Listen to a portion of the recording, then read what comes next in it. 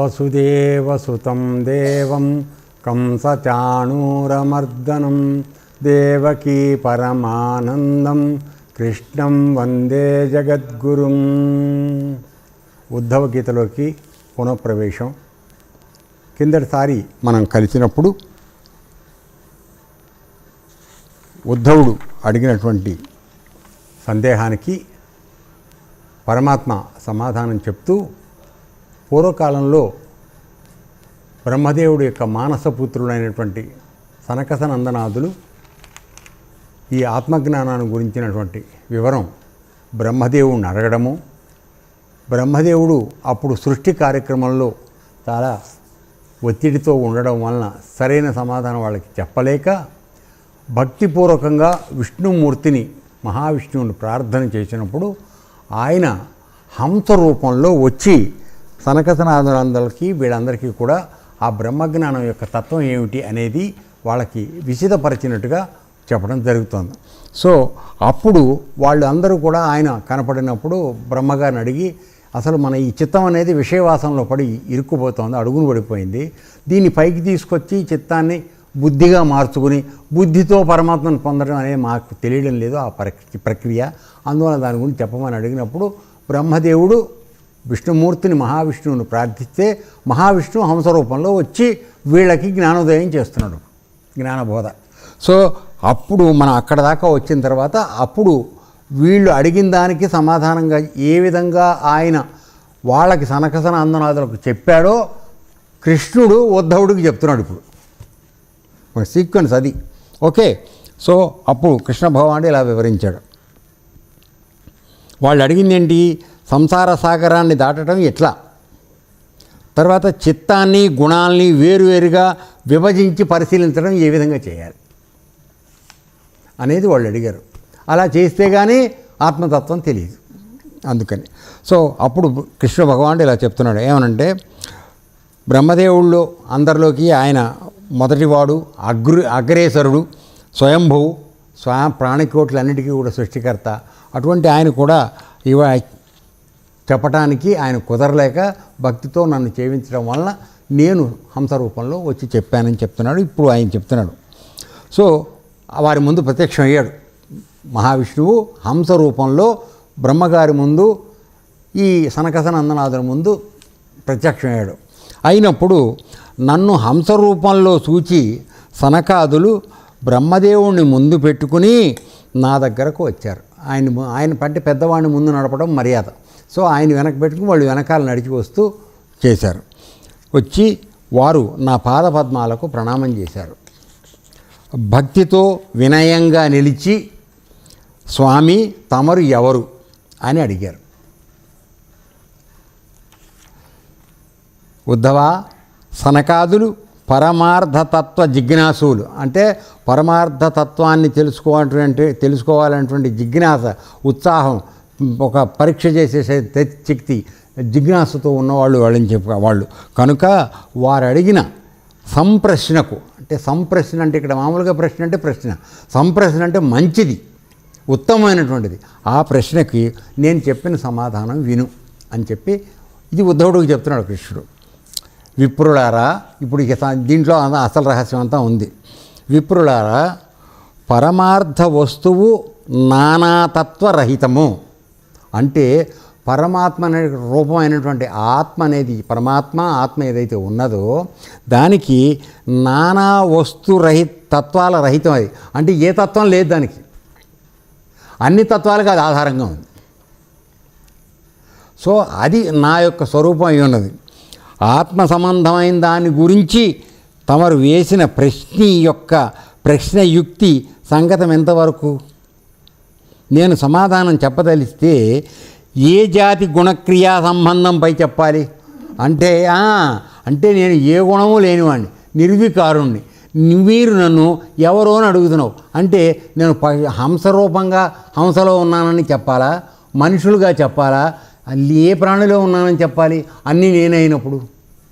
కాబట్టి నీ ప్రశ్న సరిగా లేదురా అయ్యా. అంటే నువ్వు నన్ను ఒక ప్రాణి రూపంలోకి నన్ను ఆపాదించి నన్ను ప్రశ్నిస్తున్నావు. అసలు నాకు ఏ తత్వం లేదు, హంసతత్వం లేదు, మానవతత్వం లేదు, ఏ తత్వం లేదు. అటువంటి వాడిని నువ్వు ఏ తత్వం ఎవరివి అని చెప్పి అడగడంలో నీ ప్రశ్నలో కొద్ది లోపం కనబడుతోంది. అంటే నువ్వు అడిగిన ప్రశ్న బట్టి నువ్వు ఎటువంటి వాడు తెలుసుకోవచ్చు. సో ఇది అజ్ఞాన భూయిష్టంగా ఉంది అని చెప్తున్నాడు. ఆ ప్రశ్న యొక్క సంగతం ఎంతవరకు? నేను సమాధానం చెప్పదలిస్తే ఏ జాతి గుణక్రియా సంబంధంపై చెప్పాలి? ఎవరో అని అడిగావు కదా, నేను ఏ జాతి గుణానికి సంబంధించిన వాడిని అని చెప్పాలి నీకు? కుదరదు. ఎందుకంటే నాకు ఏ జాతి లేదు, ఏ గుణం లేదు. అన్ని జాతులు నావే. అందరి గుణాలకి నేనే ఆధారంగా ఉన్నాను.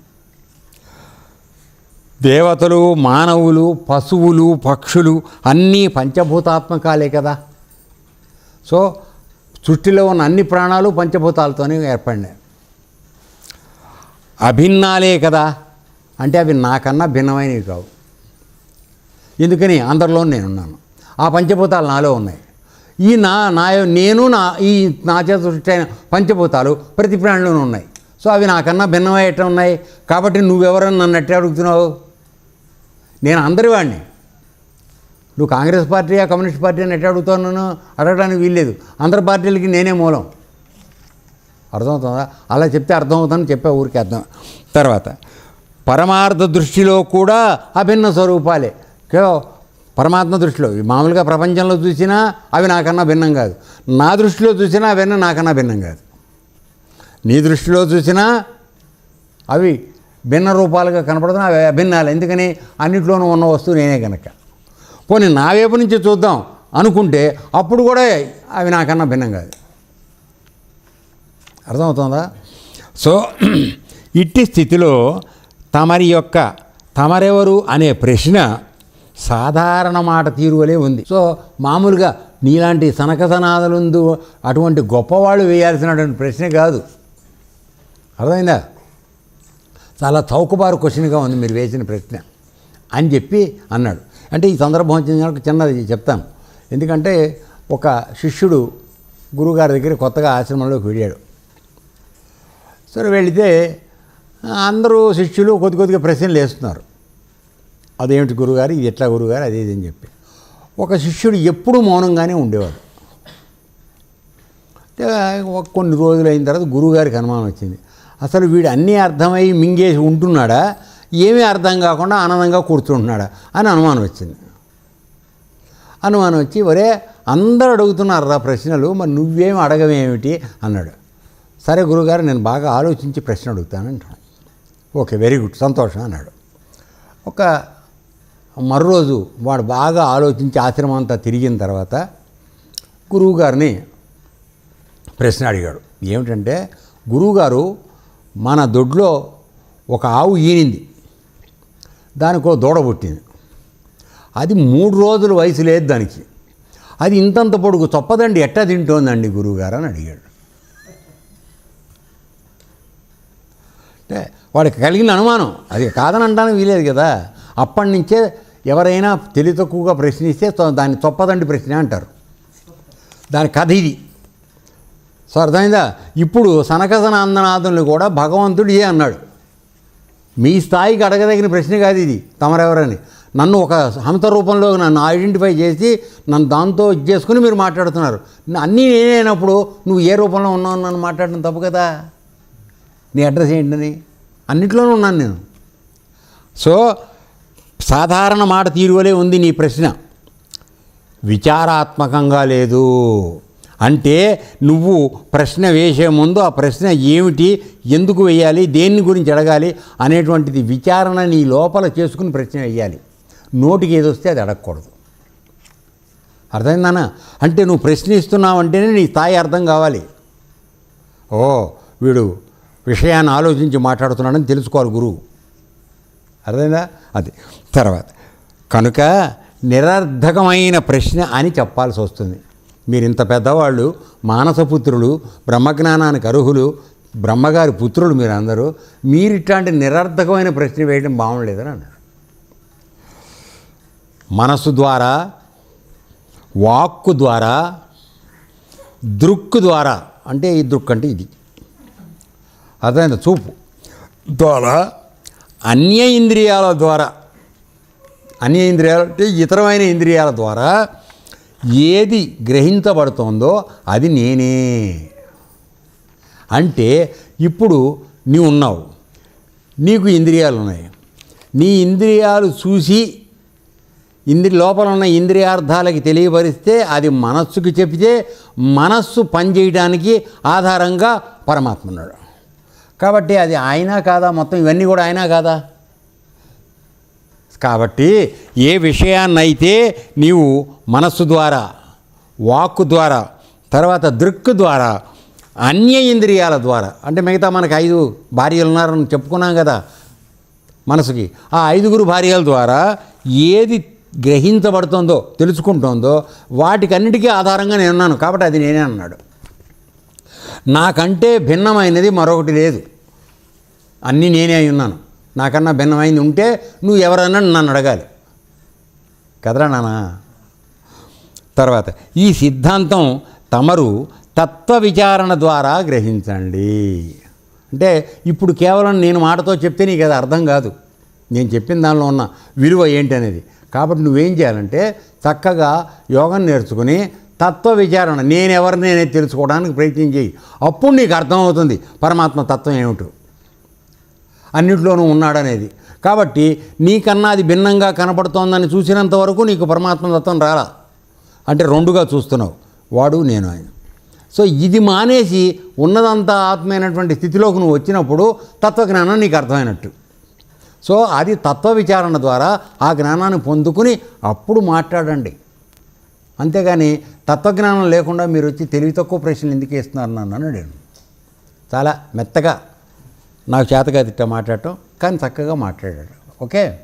తర్వాత ఈ చిత్తం చింతన చేయగా చేయగా ఏ విషయమైంది చింతిస్తోందో ఆ ఆకారం ధరిస్తుంది. చూసావా? అంటే ఎల్లప్పుడూ నువ్వు ఒక్క విషయం గురించి ఆలోచిస్తూ వెడితే దాని యొక్క రూపాన్ని పొందుతుంది. మీకు అందరికీ ఉదాహరణ చెప్పాం, ఒక పురుగుని మట్టి దాంట్లో పెట్టి చేసి అది యోని జుమ్మని కొడుతుంటే అది సీతాకోచిలికి అయిపోతుంది. అలాగే తర్వాత ఇంకొకటి రైట్, ఏ పాత్రలో మనం నీరు పోస్తే నీరు మామూలుగా ఉంటుంది, ఏ పాత్రలో పోస్తే ఆ పాత్ర ఆకారంలో సర్దుకుంటుంది అది. తర్వాత ఇంకోటి ఏమిటంటే మామూలుగా అసలు మనకి చెప్పబడే విషయం ఏమిటంటే యద్భావం తద్భవతి అని. అంటే ఏది నీ మనస్సు భావిస్తోందో ఎల్లప్పుడూ అది అదే రూపంగా మారుతుంది. ఇప్పుడు దానికి ఉదాహరణ మీకు చెప్తా. మీ అందరికీ యోగా నేర్పబడింది కదా. నిజంగా యోగం చేసిన వాళ్ళకి, నేను ఆ మాట ఎందుకు అంటున్నానో దయచేసి అర్థం చేసుకోండి, ఎవరిని విమర్శించట్లా. నా కోసం చేసిన వాళ్ళకేమో రాదు, అది వాడి కోసం కరెక్ట్గా కూర్చొని చేసిన వాడికి వస్తుంది. ఏమిటి అంటే చంద్రయారులు వారు దర్శనం అవుతుంది యోగం చేసిన వాళ్ళకి. సరే కొద్దిసేపు కొంతమందికి మేము కూడా దర్శనం అవ్వచ్చు. అంటే ఏమిటి, నీవు ఎప్పుడైతే ఆ గురుస్వరూపం మీద నీ మనస్సుని ఏకాగ్రపరిచి అన్వయం చేస్తున్నావో ఆ రూపం నీ మనసు చూపిస్తుంది నీకు.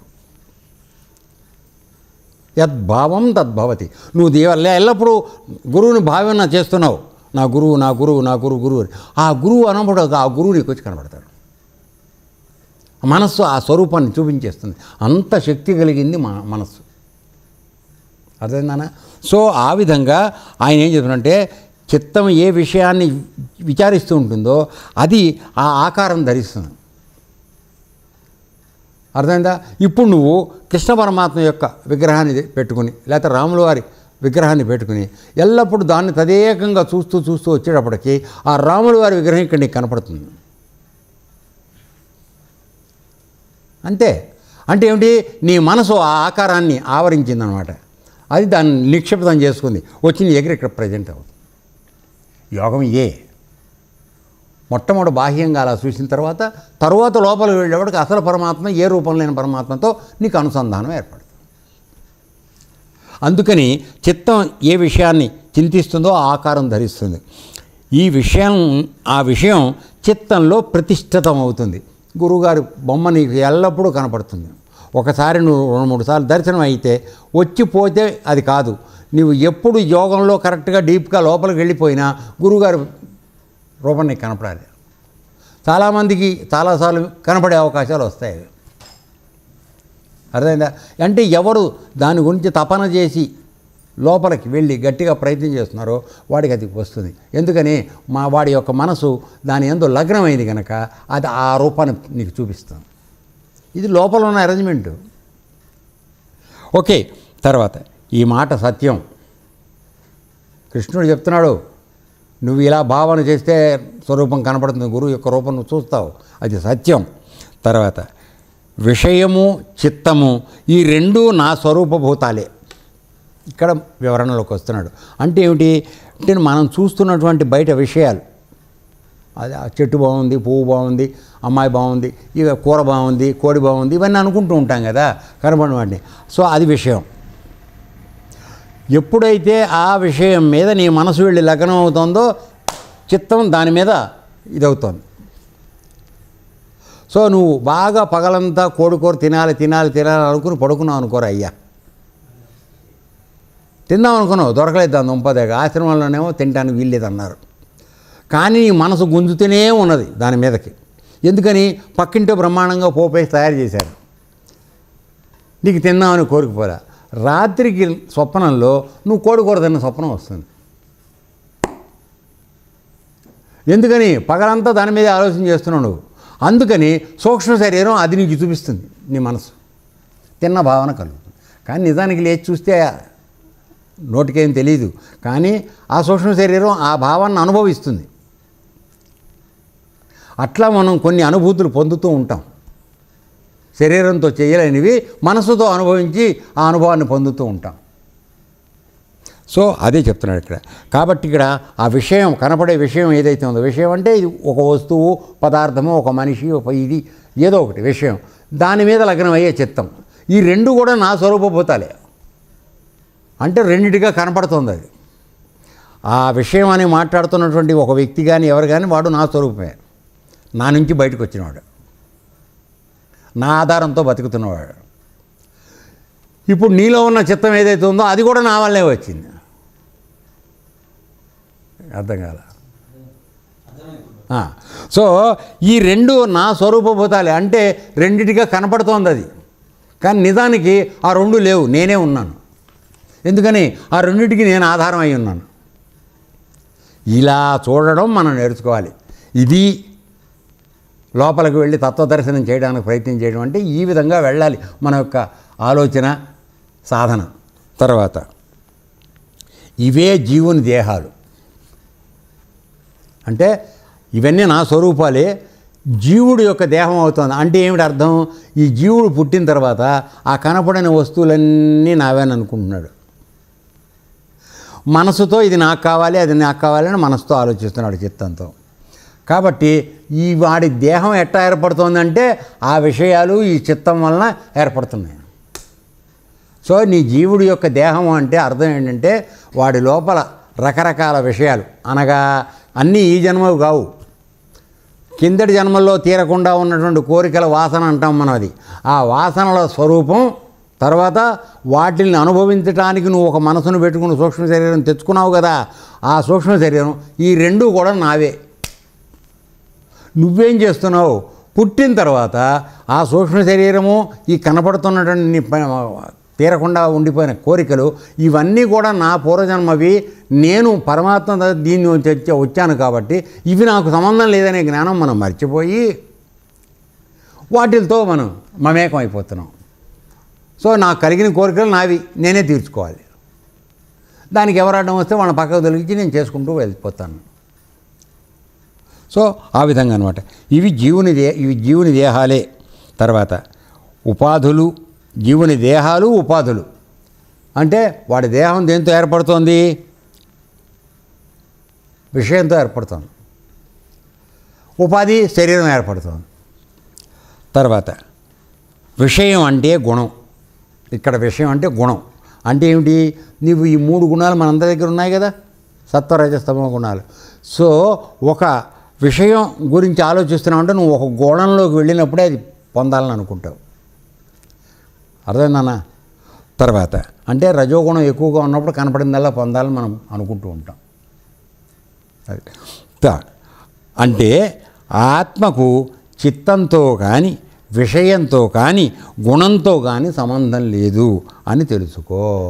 సో ఇప్పుడు మనం ఏమవుతుంది, శరీరం పొందిన తర్వాత ప్రత్యేగాత్మ దగ్గర నుంచి ప్రతినిధిగా వచ్చిన మనము కారణ శరీరం ద్వారా సూక్ష్మ శరీరం ఏర్పడి సూక్ష్మ శరీరం ద్వారా స్థూల శరీరం వచ్చి అనుభవించడానికి పెట్టుకున్న తర్వాత మనం పరమాత్మ దగ్గర నుంచి వచ్చామనే సంగతి మర్చిపోయి ఇటువైపు ఉన్నటువంటి సూక్ష్మ శరీరమును స్థూల శరీరంలోకి వెళ్ళిపోయి ఇది నేనన్ను అడిపోతున్నాం. సో దీని సహాయంతో మనకు ఆ పెండింగ్లో ఉన్న కోరికలు ఉన్నాయి కదా, వాసనలు, అవి తీర్చుకోవడానికి ప్రయత్నం చేస్తున్నాం. భోగాయతనం ఎల్లప్పుడూ ఇది మర్చిపోతున్నాం. సో దానివల్ల ఏం జరుగుతోంది, నిజం ఏమిటి అంటే అట్లా నిన్ను ఆలోచన చేసి ప్రతి విషయంతోనూ నిన్ను లింక్ చేసి నిన్ను కట్టేస్తున్నటువంటి చిత్తం కానీ, తర్వాత ఆ కనపడే విషయం కానీ, తర్వాత దాన్ని ప్రేరేపణ చేసే గుణం కానీ, ఇవేటికి నాకు సంబంధం లేదు, ఆత్మకు సంబంధం లేదు. అవన్నీ ఎవరికి కలుగుతున్నాయి, జీవుడి రూపంలో కూర్చొని నీకు కలుగుతున్నాయి.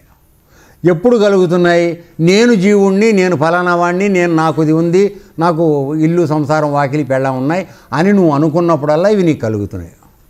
ఇది అసలు మొత్తం అబద్ధం రాయ్యా, ఈ శరీరమే నాకు ఒక ప్రారంధం, ఇది భరించడమే కష్టంగా ఉంది అనుకున్నవాడికి ఇవన్నీ ఉన్నాయా నాన్న? ఒక్కసారి ఆలోచించండి.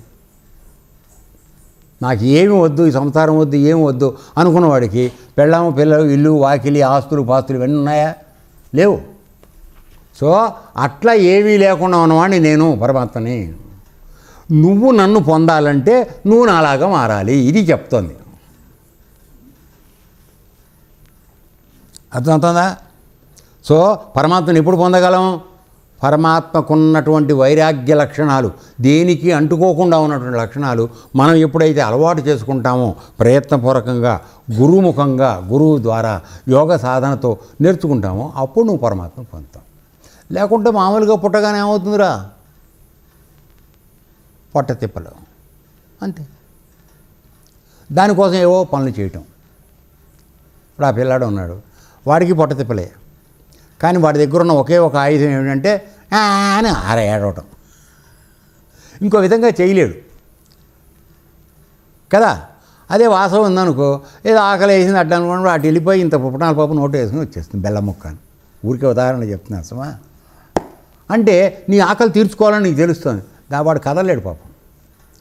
అందుకని వాడికి ఒక ఆయుధం పెట్టాడు భగవంతుడు. ఏది కలిగినా సరే పేస పోసుకున్నాడు అనుకో, తడవుతుంది, కా అని అరుస్తాడు. లెట్రిన్కి వెళ్ళాడు, కాసేపు ఏడుస్తాడు. అంటే ఎవడో ఒకడు వచ్చి అటెండ్ అవ్వాలి వాడి మీద. సో మనం కూడా పెద్ద అయిన తర్వాత కూడా మనకి ఏ అవసరం కలుగుతుందో ఆ అవసరం వచ్చినప్పుడు ఒక ఏడుపు ఏడుస్తున్నాం. అవునా కాదా? దయచేసి నిజాయితీగా చెప్పండి. అదే కదరా నువ్వు మొక్కులు కట్టుకునేవి, కొండకు వస్తాను గుండు జుట్టిస్తానని చెప్పుకున్నా ఎన్ని కాదు. నా కొడుకు పుట్టాలని కోరిక వాడు పెట్టుకుని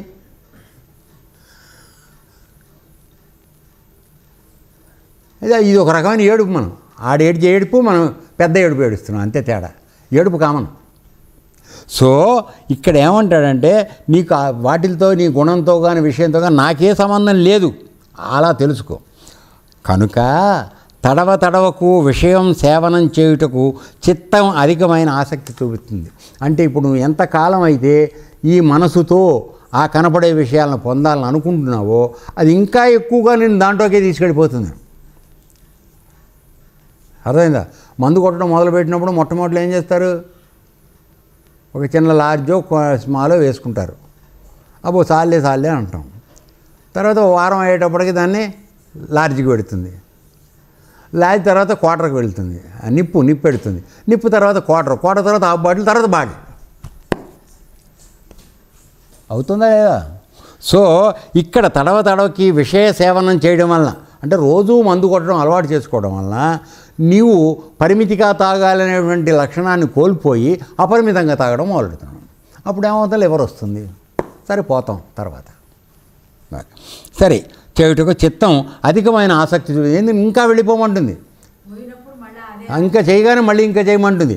ఓ సిగరెట్ తాగుతున్నాం అనుకో, సిగరెట్ తాగగానే ఇంకోటి. కొంతమంది అయితే ఆ సిగరెట్ మళ్ళీ అగ్గిపూడలో కూడా అవసరం కూడా లేదు, ఈ సిగరెట్ అయిపోగానే దానికి ఇంకోటి అంటించి తాగుతూ ఉంటారు. అంటే వాడికి అగ్గిపూల దండగ లేదు, గొప్ప సేవింగ్ అది. సిగరెట్కి ఇంకో సిగరెట్ అంటిస్తాడు. లేరా చైన్ స్మోకర్స్ అంటారు వాళ్ళు. అంటే ఏమిటి వాడు అంత ఆ గ్యాప్ కూడా మళ్ళీ కొత్త సిగరెట్ తీసి నోట్లో పెట్టి అగ్గిపుల్ల వెలిగించి చేసేంత గ్యాప్ కూడా రాకూడదు వాడికి. నోట్లో ఎప్పుడు అది కాలుతూ ఉండాలి సిగరెట్. లోపల వాడే ఊపిరితిత్తులు కాలిపోతున్నాయి, అది వేరే సంగతి. ఓకే, సో ఇట్లా ఏమవుతుందంటే నువ్వు పోసిన కొద్దీ ఎవడో నిప్పు ఆర్పాలనుకుని అగ్నిలో నెయ్యి పోసేట.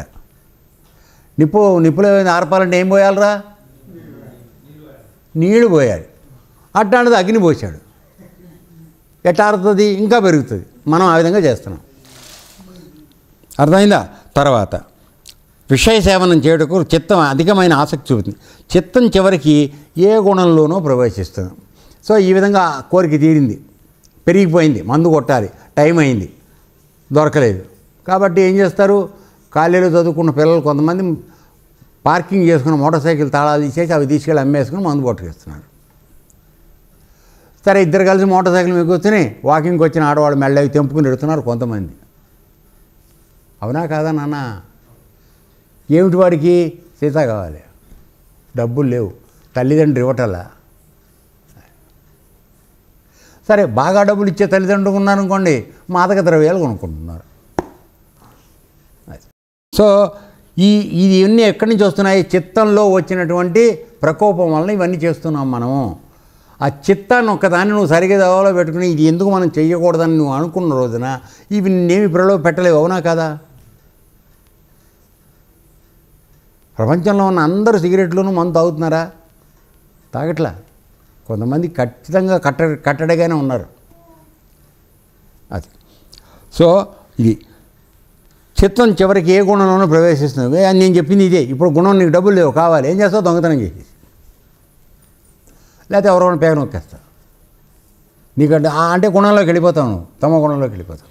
సరే, అలా కాబట్టి ఉపాసకుడైన భక్తుడు అంటే గురుమార్గం ఉండి ఒక ఉపాసన చేసేటువంటి భక్తుడు లోకంలో కనిపించే వాస్తవిక రూపాల కంటే అభిన్నంగా ఉండే నా యొక్క పరమాత్మ రూపం సాక్షాత్కారం చేసుకుని చిత్తాన్ని గుణాలని త్యజించాలి.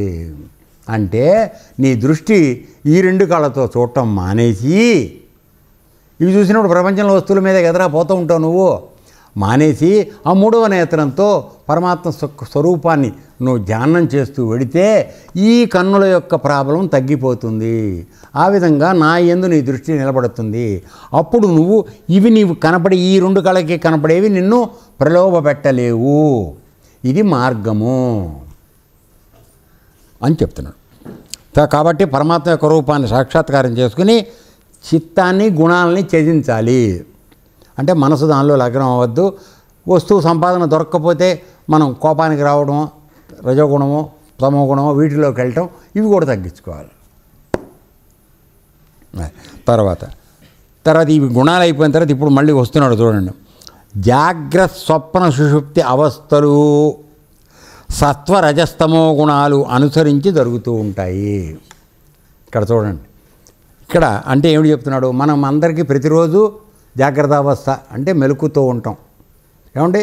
తర్వాత స్వప్నావస్థ, పడుకున్న తర్వాత కాళ్ళు చేతులు విశ్రాంతిలోకి వెళ్ళిపోతాయి, బయట ఇంద్రియాలు. మనసు మాత్రం యాక్టివ్గా ఉంటుంది. అప్పుడే ఆలోచనలు వస్తూ ఉంటాయి. ఇవాళ చేద్దాం అనుకున్నా చేయలేదు, ఇచ్చేయలేదని ఆలోచిస్తుండగా ఏదో ఒక సూక్ష్మ శరీరం నుంచి బయటకు వస్తుంది స్వప్నంలాగా. సో దానిలో కాసేపు ఉండగా ఏమవుతుందంటే మనసు కూడా అలిసిపోయిన తర్వాత మనసు కూడా రెస్ట్కి వెళ్ళిపోతుంది. అప్పుడు ఏమవుతుంది? నువ్వు చచ్చిపోయిన శవంలాగా పడుకుంటావు, సుషుప్తి అవస్థ. అప్పుడు ఏం జరుగుతుందో నీకు తెలియదు, పిలిచినా లేవవు. కానీ ఆ రెండు పని చేయకపోవడం మూలంగా ఉన్నప్పుడు నువ్వేమైనా జ్ఞానంలో ఉన్నాను అనుకుంటున్నావా? లేదు, నీ జ్ఞానం కూడా నిద్రపోయింది. కేవలం ఒక మత్తు పరిస్థితిలో ఉన్నట్టుగా అనుకోవాలి. నిద్రాణమైనటువంటి జ్ఞానంలో ఉన్నావు. అదే దాని తర్వాత స్థితి తురీయావస్థ అంటాం. ఆ తురీయావస్థ అనేటువంటి 4వ స్థితికి వచ్చేటప్పటికి అది జరుగుతున్నటువంటి ఈ 3 స్థితుల్ని తెలుసుకుంటోంది. ఉదాహరణకి జాగ్రత్త అవస్థలో కేవలం స్థూల శరీరం, ఇంద్రియాలు పనిచేస్తున్నాయి. అంటే దాని పక్కన సూక్ష్మ శరీరం కూడా ఉంది, లేకుండా పనిచేయట్లేదు. ఆ రెండు పనిచేస్తున్నాయి. స్వప్నంలోకి వెళ్ళినప్పుడు పడుకున్నావు కదరా అయ్యా, కాళ్ళు చేతులు పనిచేయట్లే, అవి రెస్ట్లోకి వెళ్ళిపోయినాయి. కానీ మనసు పనిచేస్తుంది. అప్పుడు వెళ్ళిపోయి పెద్ద పెద్ద సినిమా హాల్లో దూరినట్టు లేదా స్వర్గలోకంలో విహరించినట్టు ఇవన్నీ నువ్వు కళ్ళకు అంటున్నావు. నిజానికి అయిందా? కళ్ళు తెరిస్తే ఏమీ లేదు. సరే, అప్పుడు మాత్రం అనుభూతి పొందుతున్నావు. ఓకే, అది 2. మూడోది సుషుప్తి. ఈ 2 పనిచేయట్లా, రెస్ట్కి వెళ్ళిపోయినాయి. మనసు శరీరము వెళ్ళిపోయి రెస్ట్కి వెళ్ళిపోయినప్పుడు నువ్వు ఏమీ తెలియకుండా ఉండిపోయావు. అయితే తెల్లారి లేచిన తర్వాత అబ్బా చాలా కాలం తర్వాత నాకు ఒళ్ళు తెలియకుండా నిద్ర పట్టింది గురువుగారు అని చెప్తావు. అవునా కాదా?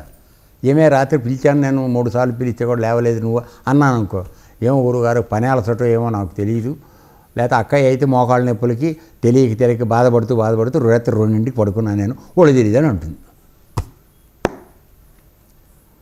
అంటే అన్న తర్వాత మరి తెల్లారి లేచినప్పుడు ఈ సమాధానం ఎడ చెప్తున్నావు నాకు?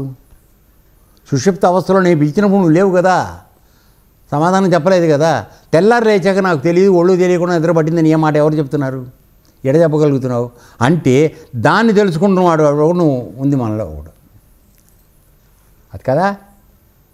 సో ఇప్పుడు మొత్తం యోగం అంతా కూడా మనం చిన్నగా సూక్ష్మంగా క్లుప్తంగా సూక్ష్మీకరించాలంటే నీవు తురీయావస్థలో అన్నింటినీ తెలుసుకుంటున్నావు కానీ దేనిలోనూ ఇన్వాల్వ్ కావట్లే కదా.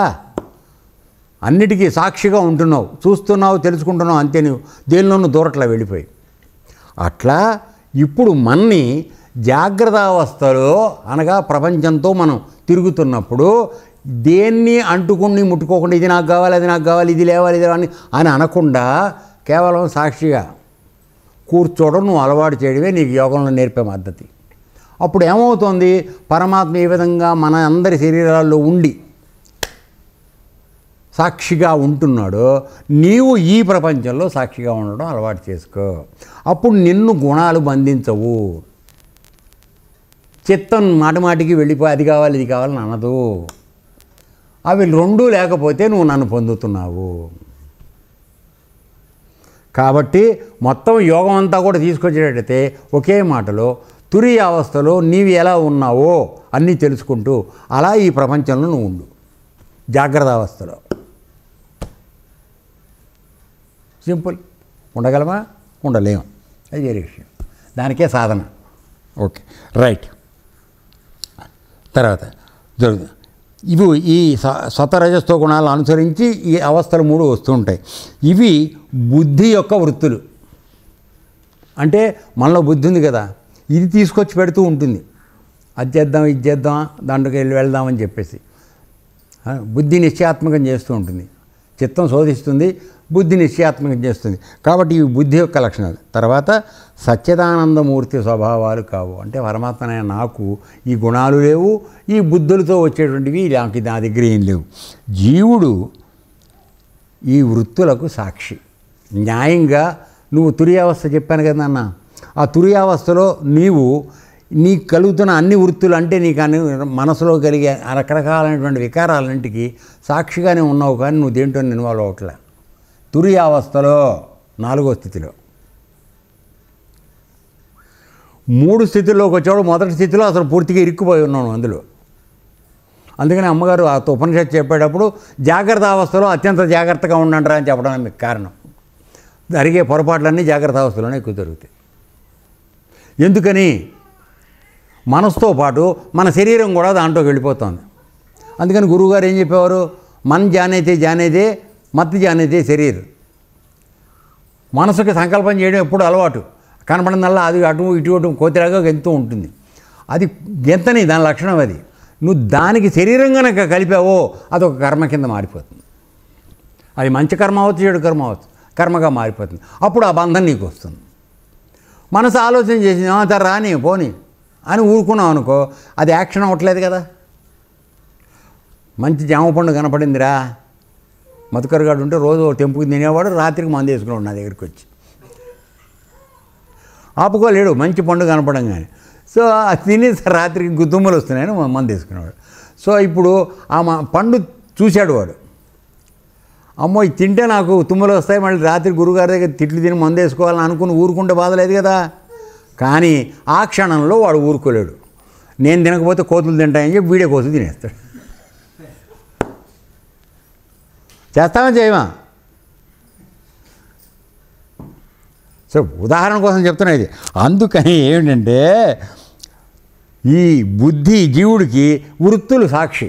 ఈ కల్పించేవన్నీ వీడు న్యాయంగా కలిగే వాటినంటికి నువ్వు సాక్షిగా ఉండాలి. పరమాత్మ ఏ విధంగా ఉన్నా ఇదే తురియావస్థ నేను మాట్లాడేది. కనుక ఈ వృత్తుల కంటే విలక్షణమైన వాడు జీవుడు. కాబట్టి 4వ అవస్థలో నువ్వు ఎలా సాక్షిగా ఉన్నావో అలా ఈ ప్రపంచంలో కూడా ఉండు. ఇంద్రియాలు చేసుకుంటున్నాయి, నాకు అనవసరం. కన్ను చూస్తోంది, అదేదో చెప్తోంది, నేను ఈ కంటితో నేను చూసిన దాన్ని కొయ్యటం కోసమే నేను వెళ్ళను, అది పొందడం కోసం నేను వెళ్ళను అనుకుని నువ్వు కూర్చున్నావు అనుకో, అది వచ్చింది కనపడి పోని. మన్ జానేదే జానేదే, మత్ జానేదే శరీరం. సో నీ యాక్షన్లోకి రావకు, చూసి ఊరుకో. అప్పుడు ఏమవుతుంది? తురియావస్థలో నువ్వు అన్నీ చూసి ఊరుకుంటున్న స్థితిలోకి వెళ్ళిపోతున్నావు. అది నీ యొక్క వృత్తుల ద్వారా కన్నా కూడా నువ్వు ఎల్లప్పుడూ భిన్నంగా ఉన్నావు. కానీ నువ్వు వెళ్ళిపోయి ఆ వృత్తుల్లో మమేకం అవడం వలన నువ్వు కర్మల్లో ఇరుక్కుంటున్నావు. నిజానికి నువ్వు సాక్షివి. నీ ఇంద్రియాలు చేస్తున్నాయిరా, విషయం చేస్తోంది, నీ గుణం చిత్తం చేస్తోంది, ఇవి నీవు కావు. కాబట్టి నువ్వు విడిగా ఉండు. ఇంతకన్నా వివరంగా ఎట్లా చెప్పాలో మరి తెలియడండి. తర్వాత కాబట్టి జీవుడు విలక్షణమైన వాడు, అంటే ఆ లక్షణాలు లేవు వీడికి, విలక్షణమైనవాడు. ఈ సిద్ధాంతము శృతులతో యుక్తులతో అనుభూతులతో కూడినట్టిది. నేను చెప్పినంత తేలిక కాదు నాన్న. శృతులు అనగా శాస్త్రం వినాలి నువ్వు. తర్వాత ఏం చేయాలి? నీ యొక్క తెలివితేటలతో. యుక్తి అంటే ఇక్కడ అర్థం ఏమిటంటే యుక్తాయుక్త విచక్షణా జ్ఞానాన్ని యుక్తి అంటారు. అంతేగాని నిన్ను ముంచడం ఎట్టా అని వేసేది కుయుక్తి. అది యుక్తి కాదు, దాన్ని కుయుక్తి అంటారు. కుచితమైనటువంటి యుక్తి. అర్థమైంది? మనం ఎక్కువ వాడేది అదే ఇవాళ ప్రపంచంలో. అర్థమైందా? యుక్తి అంటే అర్థం. ఎందుకంటే మా గురువుగారు చెప్పేవారు, ఆయన ఏమిటంటే చెప్తే యుక్తి భుక్తి, భక్తి ముక్తి. సో యుక్తితో భుక్తి సంపాదించుకో అంటే నీవు న్యాయమైన మార్గంలో యుక్తాయుక్త విచక్షణా జ్ఞానంతో ఈ పని చేసి నేను సంపాదించకూడదా, ఈ దొంగ పని చేసి నేను తింటే ఏమవుతుంది అనేటువంటి జ్ఞానంతో ఉండి నీ భుక్తిని సంపాదించుకో. అప్పుడు అది పవిత్రం అవుతుంది, యజ్ఞం అవుతుంది. చేసిన తర్వాత ఆ విధంగా ఉండడం అలవాటైతే నీకు కలిగేది ఏమిటి? భక్తి భగవంతుని మీద. అంటే నిష్కామ కర్మ. మొట్టమొదటి 2 కూడా నిష్కామ కర్మ. అప్పుడు నీకు భక్తి ఏర్పడుతుంది. ఆ భక్తి ద్వారా ఏర్పడేది ముక్తికి మార్గం. అప్పుడు గురువు నీకు దొరుకుతాడు ఆటోమేటిక్గా. నీ దోవలో ఉంటే నీకు ఆటోమేటిక్గా గురువు దొరుకుతాడు, నిన్ను పైకి ముక్తి మార్గానికి వెళ్ళేవాడిని తీసుకెళ్తాడు. ఆ విధంగా ఇక్కడ శృతులతో అంటే మనం వినేదాని ద్వారా, యుక్తులతో అంటే యుక్తాయుక్త జ్ఞానంతో, నీవు అనుభూతులతో కూడినటువంటిది. అంటే నీవు ఇవన్నీ చేస్తున్నప్పుడు నీకు కొన్ని అనుభవాలు కలుగుతాయి. ఇది చేసింది మంచిది కాదు, ఇది మంచిది అనేటువంటివన్నీ తెలుస్తాయా లేదా? అది నీకు కలిగే అనుభవమే కదా. అవన్నీ వస్తూ ఉంటాయని చెప్తున్నాడు ఆ సిద్ధాంతం ప్రకారం చేస్తే. తర్వాత బుద్ధి వృత్తుల ద్వారా ఉండే ఈ బంధనమే ఆత్మలో త్రిగుణ వృత్తులను దానం చేస్తున్నది. అంటే ఈ బుద్ధికి ఉండేటువంటి వృత్తులు ఏవైతే ఉన్నాయో, అంటే ఈ రకరకాలైన ఆలోచనలు ఏవైతే ఉన్నాయో ఇవి మన బంధించి, ఆత్మ అంటే పరమాత్మ ఉన్నాడు కదా, ఆయనకు కూడా ఈ త్రిగుణమైన వృత్తులు ఉన్నట్టుగా మనకు అనిపిస్తోంది. అర్థమవుతుందా? ఎందుకని నువ్వు ఏ పని చేసినా వెనకాల భగవంతుడు ఉన్నాడు కదరా. మనం ఏం చేస్తున్నాం? భగవంతుడు చేస్తున్నాడు అనుకుంటున్నాం. ఇవి నిజానికి ఆయన చేయటల్లా, మనం బుద్ధి వృత్తులు చేస్తున్నాయి. గుణాలు ఎవరికి ఉన్నాయని చెప్పాం ఇందాక? బుద్ధికి ఉన్నాయి వృత్తులు అని చెప్పాం. సో మన బుద్ధి వలన, ప్రవర్తన వలన మనలో చేస్తున్న పనులు వెళ్తున్నాయి. కానీ మన ఆత్మ పరమాత్మ ఏదైతే ఉన్నాడో ఆయనకి కూడా ఇవి ఉన్నాయని మనం అనుకుంటున్నాం. కాబట్టి భగవంతుడు నా చేత తప్పు చేయిస్తున్నాడు, అందరిలో ఉన్నాడని అన్నావు కదా నువ్వు. కాబట్టి నాకు భగవంతుడు మా తప్పు పని చేసే పని అలవాటు చేశాడు, నా తప్పేం లేదని మాట్లాడు. అర్థమైందా? తర్వాత కనుక ఈ 3 వృత్తుల కంటే విలక్షణమైన వానిలో అనుగతమైన నా తురీయ తత్వంలో సుస్థిరంగా ఉండి ఈ బుద్ధి యొక్క బంధనం పరిత్యజించు. నేను ఇందాకేం మనం చేశాను బాబు? మానవులందరూ చేయించవలసిన ప్రయత్నం ఏంటంటే ఈ జాగ్రత్త స్వప్న సుషుప్తి ఈ 3 స్థితిల్లోనూ కూడా నీవు అన్నీ తెలుసుకుంటున్నావు సాక్షిగా ఉండి. ఆ స్థితిలో జాగ్రత్త అవస్థలో ఉన్నప్పుడు కూడా ఉండు. అప్పుడు ప్రపంచంలో జరిగే కర్మలు అన్నిటిలోనూ ప్రమేయం కానీ ప్రలోభం కానీ ఉండకుండా నీవు సాక్షిగా ఉండడం అలవాటు. అది పరమాత్మ యొక్క తత్వం అని చెప్తున్నాడు. సో విలక్షణమైన వానిలో అనుగతమైన నా తురీయ తత్వం అంటే అన్నింటినీ తెలుసుకుంటుంది కానీ దేంటోనూ అంటుకోవట్రా. ఆ తత్వంలో సుస్థిరంగా ఉండి ఈ బుద్ధి యొక్క బంధనం పరిత్యజించు. అంటే మనం బంధిస్తోంది కదా గుణాల్లోకి తీసుకెళ్ళే బుద్ధి, అవి వదిలేసి అప్పుడు గుణసహిత విషయము చిత్తము 2 వెంటనే వీడిపోతాయి. సో గుణాలతో కూడినటువంటి విషయాలు తర్వాత వాటిని అంటుకున్నటువంటి చిత్తం ఈ 2 విడిపోతాయి. విడిపోతే అక్కడ ఏమీ లేదు పరమాత్మ తప్ప. సో ఆ విధంగా అవుతుంది. తర్వాత ఈ బంధనం అహంకారకృతం. ఎక్కడి నుంచి వస్తుంది? నేను అనేటువంటి దాని వలన నువ్వు దాన్ని పుట్టించుకోవడం నేను నాది అనటం వలన ఈ బంధం వస్తాం. మనందరం చెప్పుకుని ఎన్నోసార్లు చెప్పుకుంటూనే ఉన్నాం. మనకి శరీరంతో బంధం ఎందుకు వస్తుంది? నేను అనుకున్నప్పుడు వస్తాం. ఇదే ఆత్మ యొక్క పూర్ణతమ సత్యాన్ని అఖండ జ్ఞానాన్ని పరమానంద స్వరూపాన్ని కనుమరుగు చేస్తోంది. సో నేను అనే అహంకారం ఏదైతే ఉందో అది పరమాత్మ యొక్క పూర్ణతమ సత్యం. అంటే అది ఎల్లప్పుడూ పూర్ణం. పూర్ణస్య పూర్ణమాదాయ మనం చదువుతాం కదా, అది ఎల్లప్పుడూ పూర్ణంగానే ఉన్నది. దానిలోంచి వచ్చేవన్నీ పూర్ణమైనవే, అసంపూర్ణం ఏది ఉండదు. కాబట్టి అది నీ స్వరూపం అయి ఉంది. ఆ జ్ఞానము తర్వాత అఖండ జ్ఞానం ఎప్పుడు అంటే మనందరికీ జ్ఞానం ఇప్పుడు ఖండఖండాలుగా ఉంది. ఎట్లా? కాసేపు యోగంలో కూర్చున్నప్పుడు మనం జ్ఞానం కోసం ప్రయత్నం చేస్తున్నాం, అవునా? అది విడిచిపెట్టి లేవంగానే ఆ జ్ఞానం ఖండమైపోయింది. మన పొట్టతిప్పలు మామూలు అజ్ఞానం మొదలైపోయింది. అంటే కొద్దిసేపు మాత్రమే మనం జ్ఞానంలో ఉండడానికి ప్రయత్నం చేస్తున్నాం. తర్వాత అది వదిలేసుకుని అఖండమైన అజ్ఞానంలోకి వెళ్ళిపోతున్నాం. మన దగ్గర ఉన్నది ఏమిటి? వాడేమో అఖండ జ్ఞానం కావాలన్నాడు, మన దగ్గర ఉన్నది అఖండమైన అజ్ఞానం. ఎప్పుడో కొద్దిసేపు మాత్రం తప్పక యోగంలో కూర్చున్నప్పుడు జ్ఞానార్జన కోసం ప్రయత్నం చేస్తున్నాం. ఇది ఓకే. తర్వాత పరమానంద స్వరూపం అన్నీ ఎల్లప్పుడూ నిర్వికారంగా నిర్లిప్తంగా ఒక ఆనంద స్థితిలో వాడు ఉంటూ ఉంటాడు. ఎందుకని వాడికి ఏ కోరికలు లేవు. మనందరికీ దుఃఖం ఎందుకు కలుగుతుంది? ఆలోచించండి. పలానాది కావాలనుకున్నాం, అది రాలేదు, ఏడు మొదలెడతాం. ఒకటి వచ్చింది, ఇంకో రెండోది రాలేదని ఏడుస్తున్నాం, లేదు పక్కడుకుందని ఏడుస్తున్నాం. ఎప్పుడూ మనం ఏడవడమే సరిపోతుంది. ఆనందంగా మనం ఎప్పుడు ఉన్నానా? కొన్ని 100 కోట్లు ఉన్నవాళ్ళు కూడా దుర్మార్గం చేస్తున్నారు.